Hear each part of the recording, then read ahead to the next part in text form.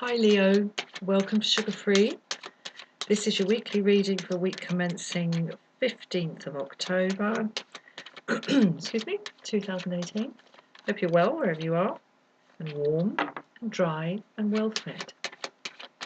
It reminds me of that the Buddhist prayer, may all sentient beings have peace, may we be free from suffering, may we have all that we need, food, shelter, companionship. May we have peace. So there we go, and we wish it for ourselves, we wish it for those we love, and then we have to wish it for an enemy, and then we wish it for all. Very interesting. Increases the matter of compassion there. Anyway, I will stop going on about that and give one last shuffle.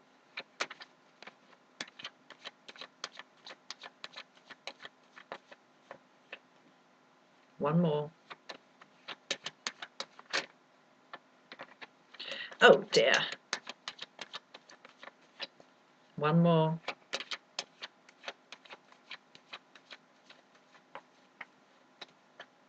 Okay, and I think that was it. One last cut. Right.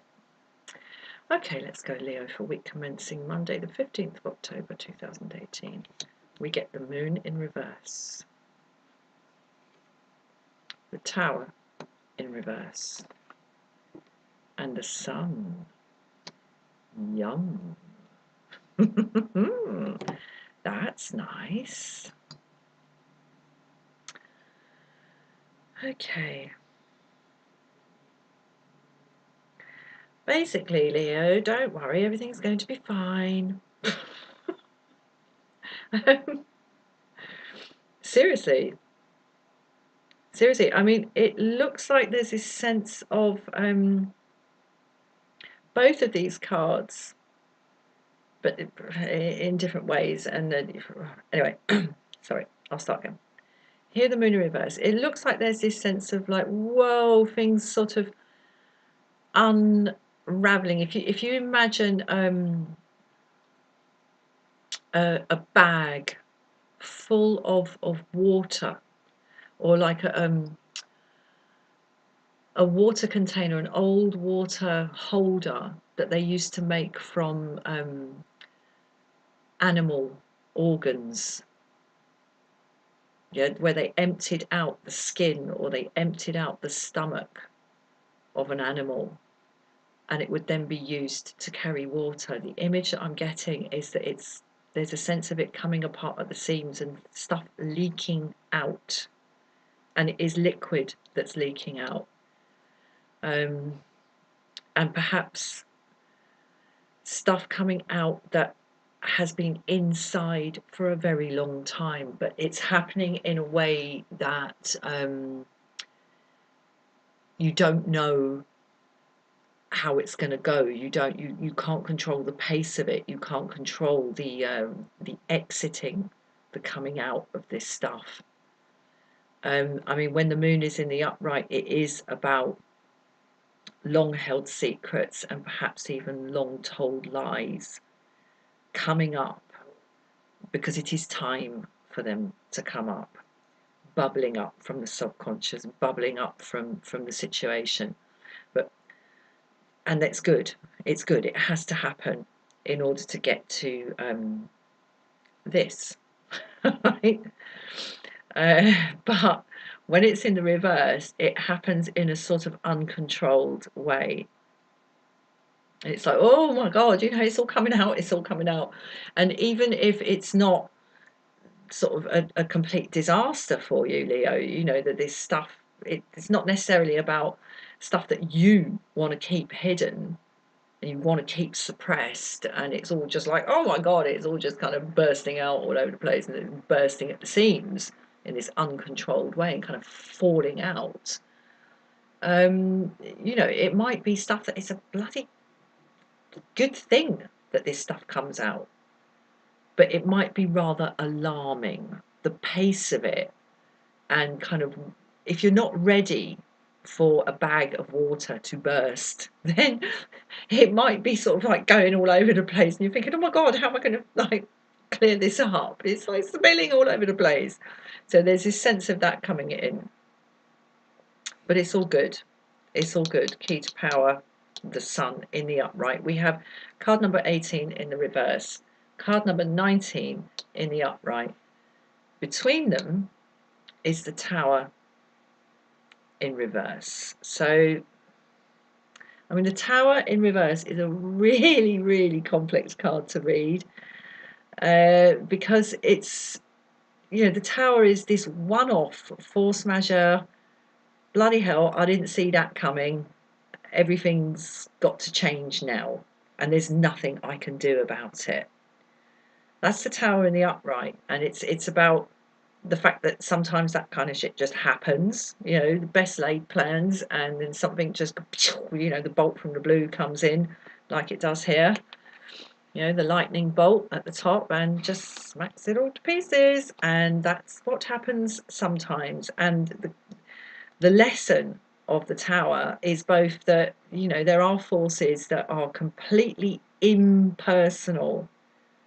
It's nothing to do with you, it's nothing to do with what you did, and that just change everything, and there is nothing you can do about it. That's the key thing. There's nothing you can do about it. And it's about how you respond when things have been smacked to pieces by a completely random impersonal force of nature, and it's all just been smacked to pieces. What do you then do? How do you move on from that? What I'm getting from this, Leo, is that stuff is coming out, moon in reverse, kind of leaking out in an uncontrollable way. And it's good that this stuff comes out. Secrets and lies are the lifeblood of pain for us humans, and they're predicated basically on the fact that we cannot see into each other's minds. We just can't. If we could, there would be no such thing as a secret, there would be no such thing as a lie. There would be no division between what is and what seems to be. Because a secret is something that seems not to be, but is. And a lie is something that seems to be, but isn't. Right? So it's the relationship between being and seeming. If you're interested in this kind of thing, have a look at the semiotic square. Google the semiotic square and you'll see what I'm talking about. It's all about the relationship between what is and what seems to be. Yeah, it's all predicated on the fact that we can't see into each other's minds. And so it's good when stuff that is hidden or dishonest is brought up into the light. It's disturbing when that happens, and that's why we've got these like crazy dogs and wolves and everything baying at the moon. But it's better out than in, basically, because then you know what you're dealing with. But what I'm getting from this, from the block, the drain, the fulcrum, the shadow side, the underbelly here in the middle of the reading, being the tower in reverse, is that there's a wish on your part to control this process, and a wish to find ways to see it so that you don't have to let go of how it's being handled. And so a wish to kind of channel the flow and like hold a cup under here and be ready with a cloth under there, and then kind of you can kind of minimize the shock value of this, and that you can kind of subvert this tower energy of things basically being out of your control, and that is not helping. That is not helping the situation here. The key to power is to look forward to the happiness and the peace and the contentment that can exist in a life with no secrets and no lies. I mean, okay, the odd secret, the odd white lie, every life has got them, but or the odd sort of harmless lie, but Oh, there, it's a slippery slope, isn't it? It really is a slippery slope. Basically, what is not hidden cannot hurt us. And I think, oh yeah, I've heard this one. You are only as sick as your secrets. The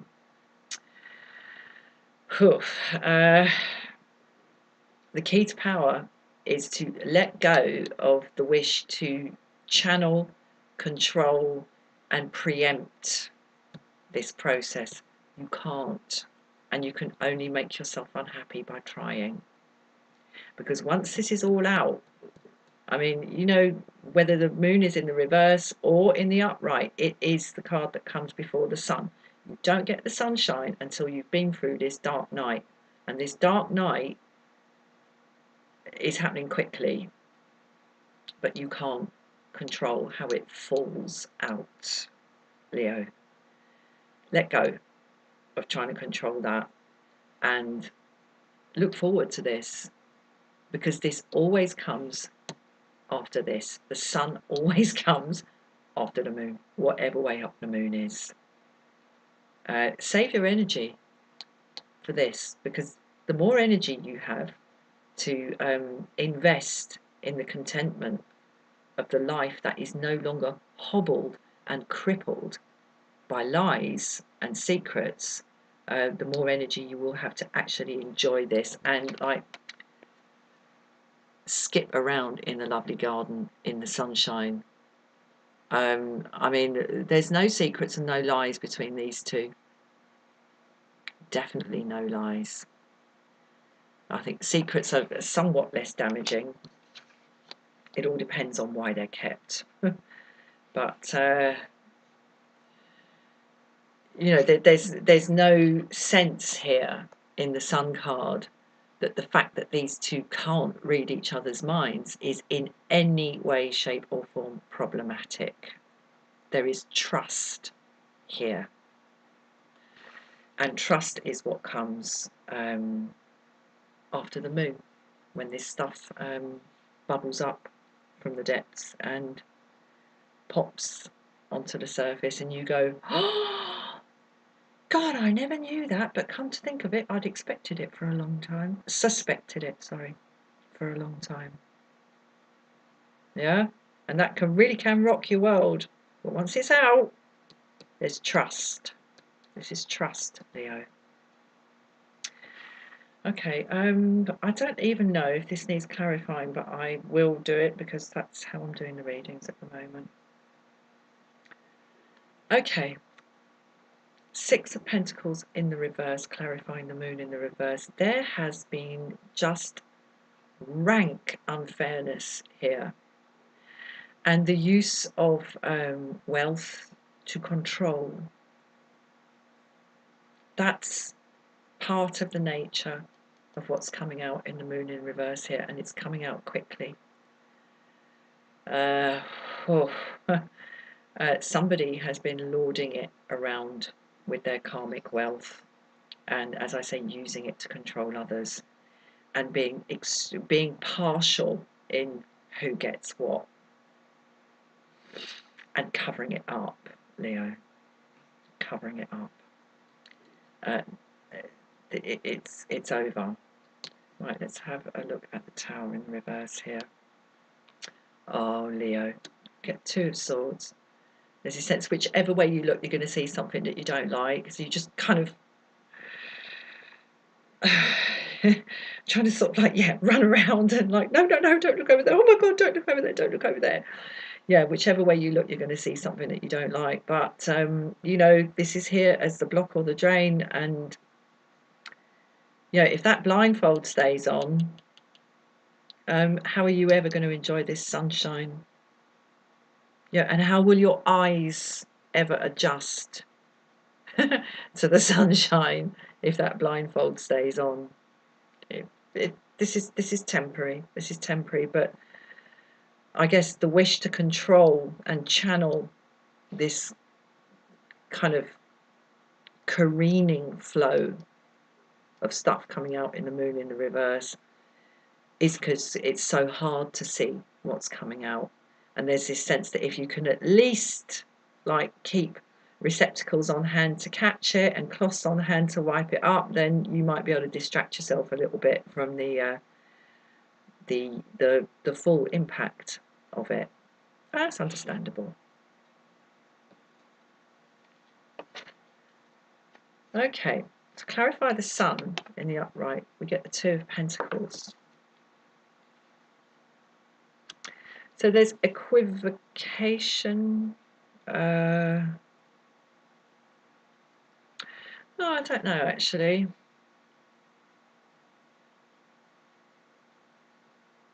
No, I think what this is that once this has come out, Leo, and you're sitting in the sun, you're going to find yourself in a position to play with what has been being limited, channeled in a very self-serving way here in the Six of Pentacles in the reverse, and it's going to become yours to juggle, to play with. You can play two balls up the wall, you're going to be able to do what you want, and it's going to be fun. There's fun involved in this, and there's a self-containment involved in this infinity symbol, and this kind of fun-looking person on their own on the beach, just having fun with these two pentacles and having endless fun, may I say. And all the ups and downs, the emotional ups and downs that have been involved in this are behind him. So it's time to play. It will be time to play. And I think perhaps there's also a sense of an unending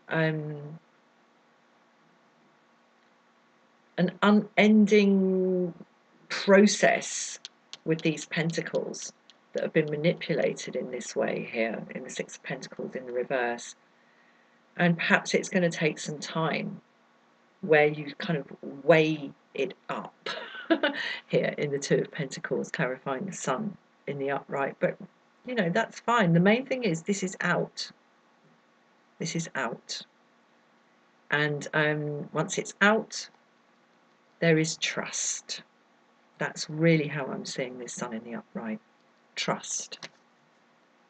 Safe to trust. Okay, let's get one from Kuan Yin. There it is. Okay. What do we get? Oh, we get Sacred Falcon shows the way. Okay.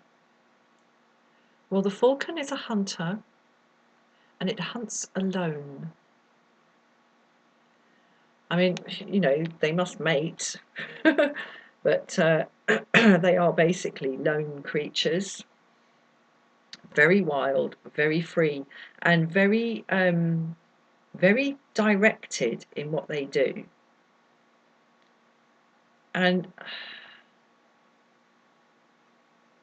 yeah, there is a still center to the falcon, and it is its head. If you've ever watched a falcon hunting, or a hawk of any sort hunting, they can be, you know, they hang in the sky like they're suspended on a freaking string. And the body and the tail, I mean, obviously, and the wings flap like this to keep them at the same height and keep them in the same position. And the body is always kind of moving and adjusting, and the tail is moving and adjusting in the wind, in the flow of the wind. And all of that movement is going on in order to keep the head absolutely immobile, so that it can look down completely steadily at its prey. And when the time is right, it goes into the dive and it goes down and gets it, and they don't see it coming. So there's a story here of lots and lots of movement going on, and I see that in the moon in reverse, I see that in the tower in reverse. I see that in the sea behind the chap on the beach and the Two of Pentacles. There's lots of movement going on, but that movement is going on around an utterly immobile, completely vigilant vision. And somewhere in you, Leo, in the midst of all this, you know exactly what the score is with this. And Sacred Falcon shows the way, is indicating to me to tell you to keep an eye on that steady eye, because it's looking this situation straight in the face. Right, I'm going to leave it there, Leo. Thank you so much for watching. Please like, please share, please subscribe. And if you would like a private reading, the information you need is in the description box below. Thanks, Leo. Take care. All best. Bye-bye.